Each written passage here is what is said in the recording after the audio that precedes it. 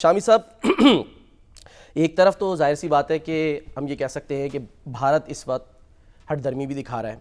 कोशिश उसकी यही है कि आलमी सतह पर एक बार फिर वो पाकिस्तान को जो है वो पीछे करे।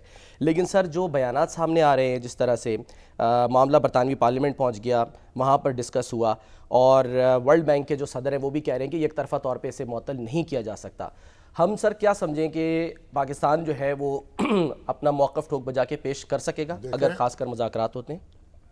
आप जो सवालात उठा रहे हैं, जो नुक्ते बयान कर रहे हैं, लगता है 10 मई जो है उसने आप पर कोई असर मुरतब नहीं किया। नहीं, ऐसा नहीं। आप 10 मई से पहले की सूरत हाल में है। अच्छा।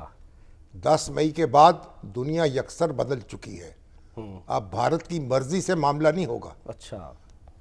एजेंडा उसकी मर्जी से तय नहीं होगा। अच्छा। बातें उसकी मर्जी से नहीं चलेंगी। पाकिस्तान की मर्जी से अब मामलात होंगे।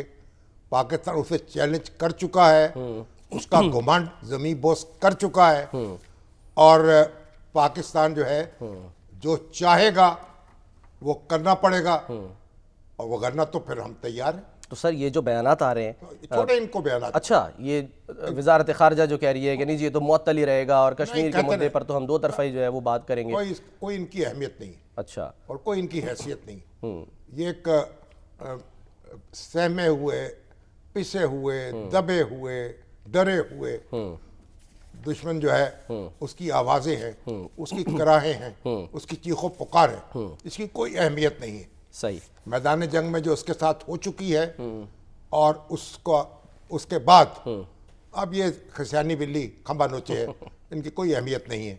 देखी जाएगी जो होगा। ठीक है। अच्छा सर, तो सदर ट्रंप जो है जी हाँ, इस वक्त कतर पहुंचे हैं। वहाँ सऊदी अरब में उनका इस्तकबाल हुआ है। जामनी कारपेट बिछाया गया, पर्पल टाई जामनी सूट पहना हुआ था। टाई सऊदी अरब में जामनी रंग की बड़ी अहमियत है। और उसके बाद वहाँ उनकी बेगम उनके साथ नहीं है, मिलानिया नहीं है इस दफ़ा। जी हाँ, अकेले ही है वो। वहीं है अमेरिका में। पिछली दफ़ा आई थी तो सर ढका हुआ नहीं था, तो उसमें बड़ी खबरें बनी। बहरहाल ट्रंप ने कहा है कि पाकिस्तान और इंडिया को शाइए पे बैठा दिया जाएगा, उनके वज़रा को हमारे वज़ीर ख़ारजा बैठा सकते हैं। और फिर ये भी कहा शहज़ादा मोहम्मद बिन सलमान को मुखातिब करते हुए कि इसराइल को तस्लीम कर लें। तो ट्रंप जो है इसराइल को तस्लीम किया जा सकता है। सर, इस पर आते जरा।